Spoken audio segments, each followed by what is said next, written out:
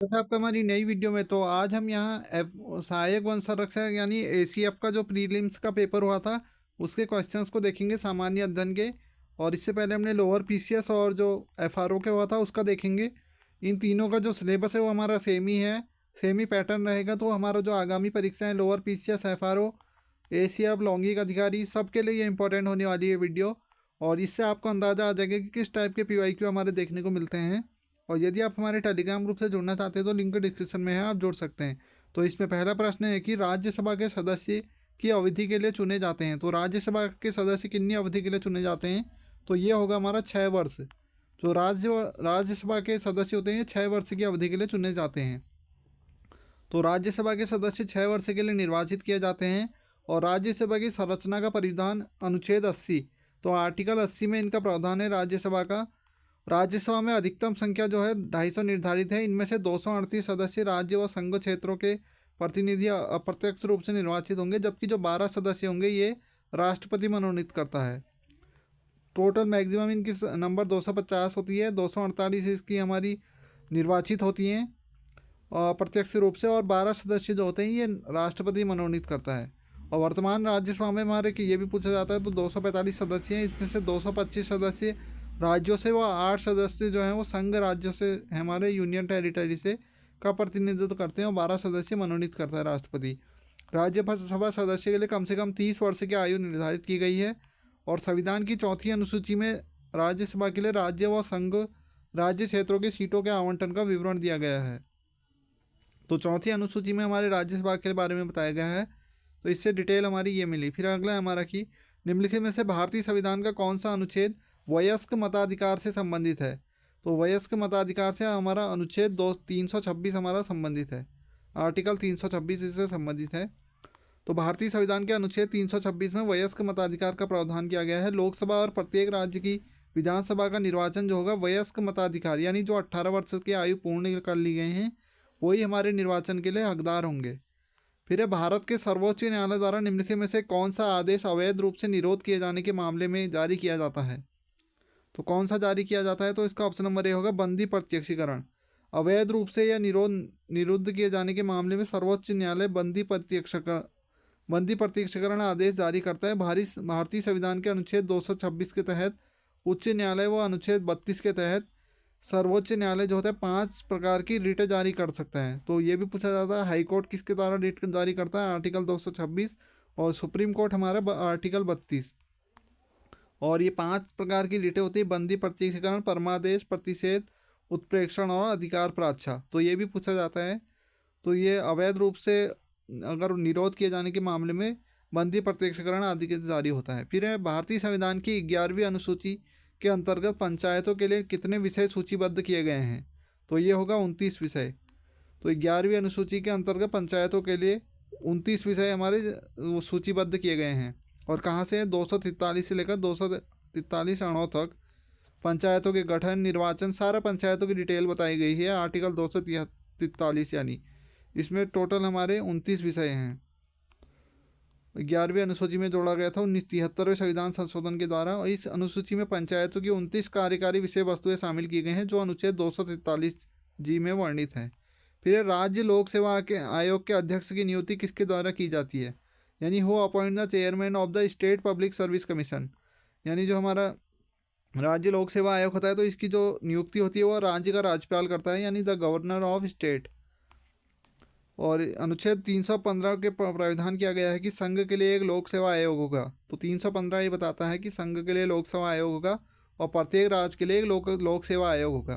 तो आर्टिकल 315 ये दोनों को बताता है। और 316 के अंतर्गत लोक सेवा आयोग के अध्यक्ष और उनके सदस्यों की नियुक्ति यदि वह संघ आयोग या संयुक्त आयोग है तो राष्ट्रपति द्वारा, और यदि वह राज्य आयोग है तो राज्यपाल द्वारा।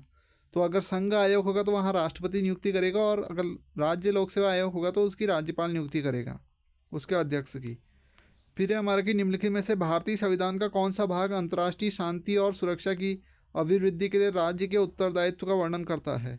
तो ये हमारे राज्य के नीति निर्देशक तत्व होते हैं, यानी DPSP। ये हमारे राज्य के उत्तरदायित्व या उनकी अभिवृद्धि के लिए रिस्पॉन्सिबल हैं, उनका उत्तरदायित्व का वर्णन करता है।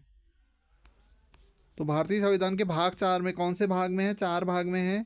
और अनुच्छेद 51 के अंतर्गत अंतर्राष्ट्रीय शांति और सुरक्षा की अभिवृद्धि के लिए राज्य के उत्तरदायित्व का वर्णन किया गया है। इसके हमारे जो टोटल हैं ये देख सकते हैं इनके बारे में। अंतर्राष्ट्रीय शांति और सुरक्षा ये 51 के अंतर्गत बताया गया है। राज्यों के बीच न्याय संगत और सम्मानपूर्ण संबंधों को बनाए रखने का। तो कुल मिला के जो अंतर्राष्ट्रीय शांति है ये आर्टिकल 51 के अंतर्गत इसका वर्णन किया गया है। फिर हम भारत के राष्ट्रपति के विरुद्ध महाभियोग प्रस्ताव पर संसद के किसी एक सदन के कितने सदस्यों के हस्ताक्षर आवश्यक हैं। तो जब राष्ट्रपति पे महाभियोग लगता है तो उसके लिए लगभग 1/4 सदस्य के हस्ताक्षर जरूरी होने चाहिए, तभी महाभियोग लग सकता है। तो और ये आर्टिकल 61 में इसका प्रावधान दिया गया है। महाभियोग के आरोप संसद के किसी भी सदन से प्रारंभ किए जा सकते हैं और इन आरोप पर सदन के 1/4 सदस्य यानी 1/4 सदस्यों के हस्ताक्षर होना अनिवार्य होता है और राष्ट्रपति को 14 दिन का नोटिस देना चाहिए। महाभियोग का प्रस्ताव 2/3 बहुमत से पारित होने के पश्चात यह दूसरे सदन में भेजा जाता है और दूसरा सदन इन आरोपों की जांच करता है और यही सही पाया जाता है तो महाभियोग प्रस्ताव 2/3 बहुमत से पारित करता है तो राष्ट्रपति को पारित तिथि से हटना पड़ सकता है। तो राष्ट्रपति को हटाने की यह प्रक्रिया होती है। फिर है पंचायती राज के संबंध निम्नलिखित समितियों को कालानुक्रम के अनुसार व्यवस्थित कीजिए। यानी जो पंचायती राज के लिए समितियाँ बनी थी तो उसके लिए जो हमें इसका करेक्ट ऑर्डर होगा वो बताना है। तो इसका देख सकते हैं सी जो सही होगा। पहले आएगा हमारा बलवंत राय मेहता समिति, ये 1957 में बनी थी। अशोक मेहता समिति 1977 में और GV.K. राव समिति 1985। LM सिंघी समिति जो है ये 1986 में।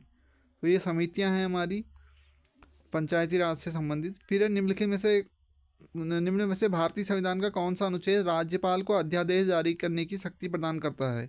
तो राज्यपाल को अध्यादेश जो करता है ये 213 करता है और 130 जो है ये हमारे राष्ट्रपति को करता है। ये दोनों एक से होते हैं हमारे। 130 जो का ये प्रेसिडेंट करता है और 213 से हमारा जो गवर्नर होता है यानी जो राज्यपाल होता है वो अध्यादेश जारी करता है।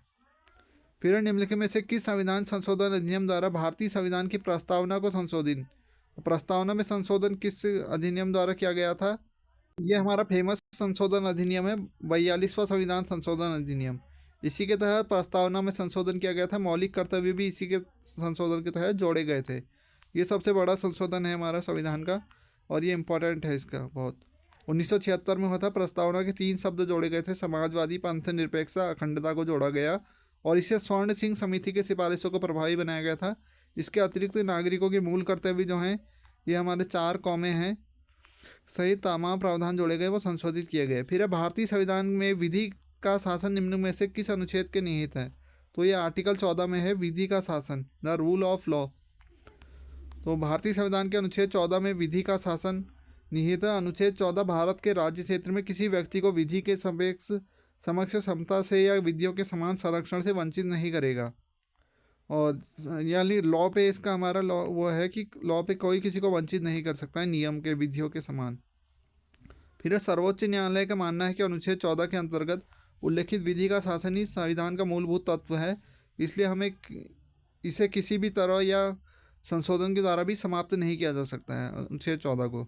निम्नलिखित में से कौन सा संविधान संशोधन भारत में मतदान की आयु को कम करने से संबंधित है। तो ये हमारा 61वां संविधान संशोधन है।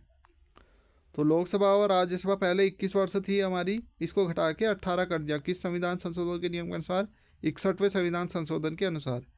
भारत में मरुस्थल वृक्षारोपण एवं अनुसंधान केंद्र कहाँ स्थित है। तो ये हमारे ऑप्शन नंबर डी जोधपुर में स्थित है। भारत में मरुस्थल वृक्षारोपण एवं अनुसंधान केंद्र।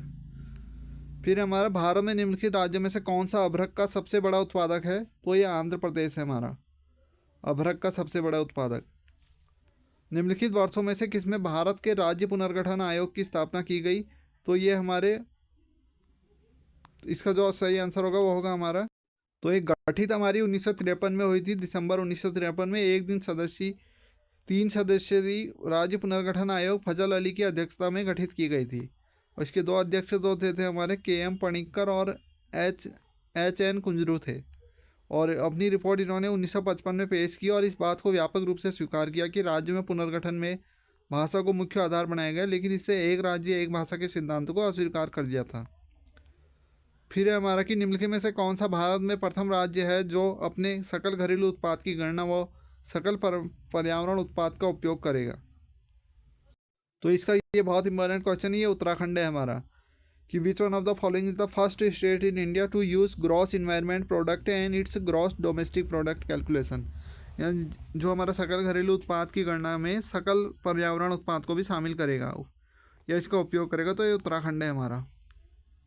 तो देख सकते हैं ये उत्तराखंड है हमारा। फिर फरवरी 2018 में निर्मित भारत में वनों की स्थिति रिपोर्ट 2017 के अनुसार, तो ये 2017 की रिपोर्ट है, इसके अनुसार कितना था, तो ये 21.54 था, वनों के अंतर्गत 21.54 है।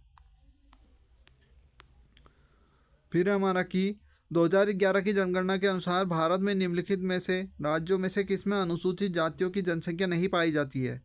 तो अनुसूचित जनजातियों की जनसंख्या कहाँ नहीं पाई जाती है, जाति जो हैं, तो इसके 2011 की जनगणना के अनुसार नागालैंड में कोई भी अनुसूचित जातियों की संख्या नहीं पाई जाती है। दायित्व है कि अरुणाचल प्रदेश, नागालैंड व अंडमान निकोबार द्वीप समूह एवं लक्षद्वीप में भी किसी अनुसूचित जाति का निवास नहीं है।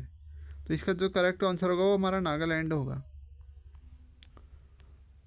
और सर्वाधिक व न्यूनतम अनुसूचित प्रतिशत वाले राज्य देखेंगे, पंजाब में सर्वाधिक प्रतिशत है, ये पूछा भी जाता है, और मिजोरम में सबसे कम परसेंटेज है अनुसूचित जाति का।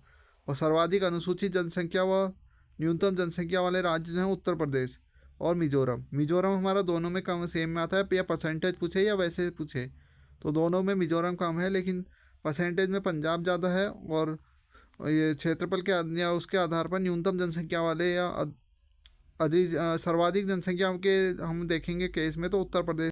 फिर अगला देखेंगे कि भारत में जनसंख्या विस्फोट संबंध है, तो ये उच्च जन्म दर तथा निम्न मृत्यु दर से विस्फोट इसका संबंध है, रिलेटेड टू। भारत में समुद्री तट रेखा की कुल लंबाई कितनी है, तो ये 7,500 है, 500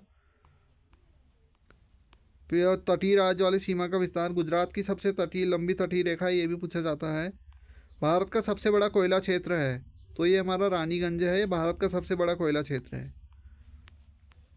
फिर हमारा अंतःस्थलीय जल मार्ग प्राधिकरण यानी भारत IWAI एक संवैधानिक संस्था के रूप में 27 अक्टूबर 1986 को गठित हुई। इसका मुख्यालय कहाँ है, तो इसका मुख्यालय हमारा नोएडा में है। IWAI का मुख्यालय हमारे नोएडा में है।